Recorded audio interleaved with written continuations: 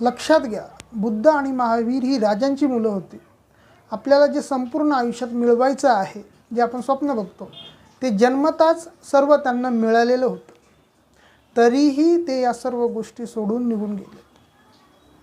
कारण ज्या व्यक्तीकडे या गोष्टी नाही आहे, त्याच व्यक्तीला या भोगण्याची इच्छा आणि अपेक्षा आहे. पण ज्या व्यक्तीला ते सर्व मिळालेलं आहे, त्याला स्पष्टपणे यातला व्यर्थपणा कळतो आणि म्हणून तो व्यक्ती जास्त लवकर या सर्व गोष्टीला कंटाळतो.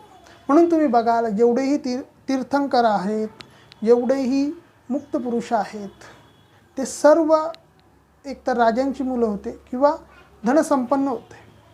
कारण जेव्हा व्यक्तीला सर्व मिळतं तेव्हा त्याला लवकर यातली व्यर्थता कळते आणि ज्या व्यक्तीकडे ते नाही आहे, त्याला कोणी कितीही सांगितलं तरी त्याचा यावर विश्वास बसणार नाही आहे. म्हणून आयुष्यात